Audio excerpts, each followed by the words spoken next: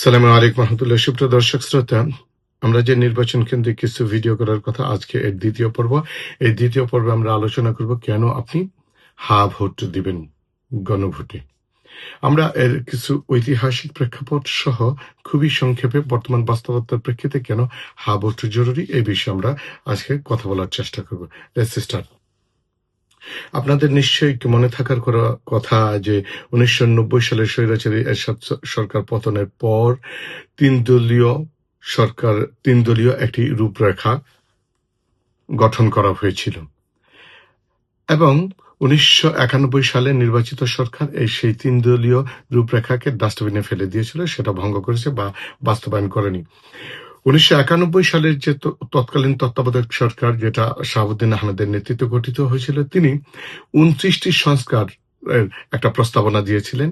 সেটাও তৎকালীন 1991 সালের নির্বাচিত সরকার সেই সংস্কারগুলোকে গ্রহণ করেননি বা মানেননি, যা এটাকে আমরা বলতে পারি যে এটাকে ডাস্টবিনে ফেলে দিয়েছে।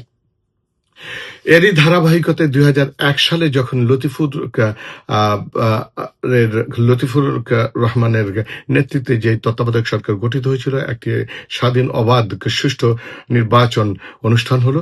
সেই সময় তিনি 16টি স্পেসিফিক সংস্কারের প্রস্তাবনা দিয়েছিলেন, কিন্তু তৎকালীন 2001 সালে নির্বাচিত সরকার সেই প্রস্তাবনাগুলোকেও অমান্য করেছে, ভঙ্গ করেছে, তা গ্রহণ করেনি। তাই ভবিষ্যতে যাতে আবার আজকে জুলাই সনদকে সামনে রেখে যেই ঐকমত্য কমিশনের প্রেক্ষিতে যে সমস্ত সংস্কারগুলোকে বা একমত হয়েছে, যে সমস্ত সংস্কারে এই সংস্কার প্রস্তাবনা আবার যাতে ভবিষ্যতে ছুঁড়ে ফেলা না হয় আগামী দিনে যে সরকার আসবে, এর জন্যই এই সংস্কারের ধারাবাহিকতা বজায় রাখার জন্য, সংস্কারগুলোর পালন করার জন্য, বাস্তবায়ন করার জন্যই আপনি হা ভোট দিবেন। আপনাদের নিশ্চয়ই 1991 সালের যে তত্ত্বাবধায়ক সরকার যে গঠিত হয়েছিল, এবং সেই তত্ত্বাবধায়ক সরকার প্রথাকে তৎকালীন সরকার কিন্তু মানতে নারাজ ছিল, যার কারণে 94-95 সালে ব্যাপক আন্দোলন সংগ্রাম হয়। সেই আন্দোলন সংগ্রামের মধ্য দিয়ে তৎকালীন নির্বাচিত 1991 সালে নির্বাচিত সরকার সেটা শেষে আবার এই তত্ত্বাবধায়ক সরকারকে বিল পাশ করে।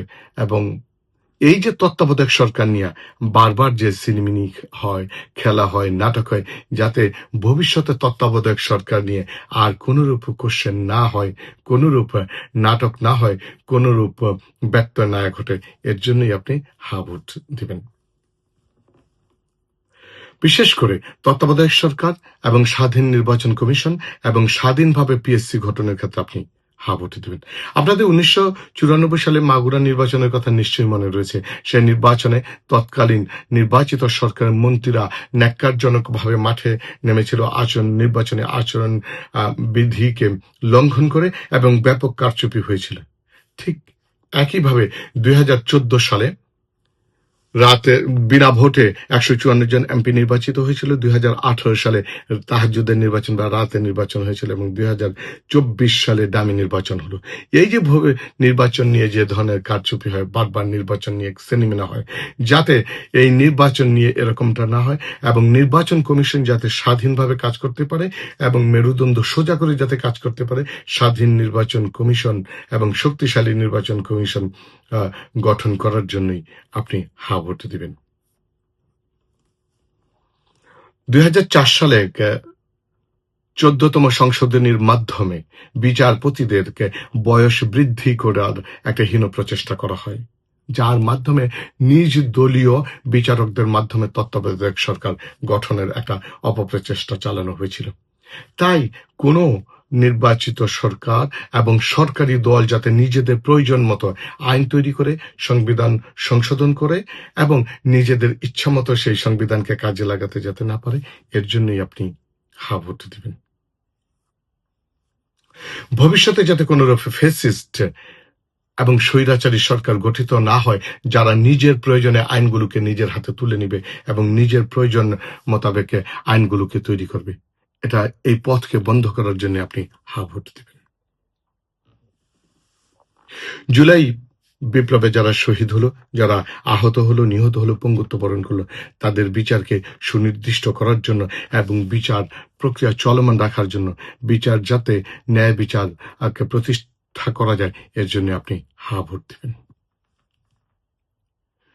কোন লোক, কোন সরকারি, কোন দলের কোন ব্যক্তি যাতে ক্ষমতাকে কুক্ষিগত করতে না পারে এবং যাতে তার ক্ষমতা কেন্দ্রীভূত করে যথেচ্ছা বা যাচ্ছে তাই ব্যবহার না করতে পারে, স্বৈরাচারী না হয়ে উঠতে পারে, ফেসিস্ট না হয়ে উঠতে পারে, এবং কোনো ব্যক্তি যাতে একটানা 10 বছরের বেশি ক্ষমতায় প্রধানমন্ত্রীর আসন গ্রহণ না করতে পারে, এই প্রধানমন্ত্রী যাতে একটানা 10 বছর কেউ না থাকতে পারে, এই পথকে বন্ধ করার জন্য আপনি হা ভোট দেবেন। রাষ্ট্রপতি যাতে পুতুল এর মতো বিহেভ না করে, পুতুল না হয়, আবার প্রধানমন্ত্রী যাতে সমস্ত ক্ষমতার কেন্দ্রবিন্দু না হয়, অর্থাৎ সমস্ত ক্ষমতা প্রধানমন্ত্রীর হাতে যাতে চলে না যায়, অর্থাৎ রাষ্ট্রপতি এবং প্রধানমন্ত্রীর ক্ষমতার ভারসাম্য আনয়নের জন্যই আপনি গণভোটে হা ভোট দিবেন।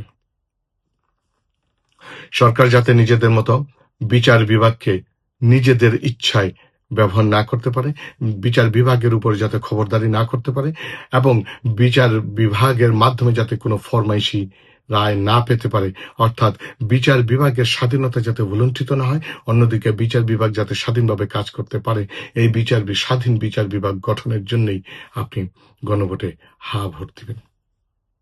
বিরোধী দল থেকে যাতে, বিগত দিনে আমরা দেখেছি সবসময় সরকারি দল থেকেই স্পিকার এবং ডেপুটি স্পিকার নির্বাচিত হয়।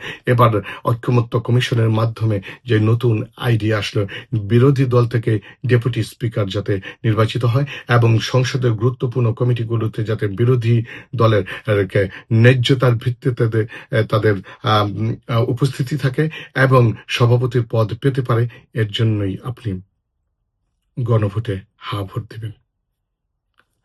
আরেকটি গুরুত্বপূর্ণ বিষয় যেটা হলো, আমরা বিগত দিনগুলোতে দেখেছি রাষ্ট্রপতির ক্ষমতার অপব্যবহার করে দ্বন্দ্বপ্রাপ্ত আসামিকে ছেড়ে দেওয়া হয়, মৌকুফ করা হয়। এই যে দ্বন্দ্বপ্রাপ্ত আসামি, নিজ দলের দ্বন্দ্বপ্রাপ্ত আসামিকে যাতে ছেড়ে না দেওয়া হয়, মাপ না করা হয়, এটা বরং আসামির তার প্রাপ্য উপযুক্ত শাস্তি যাতে ভোগ করে, তার নিশ্চয়তা বিধানের জন্যই আপনি গণভোটে হা ভোট দিবেন।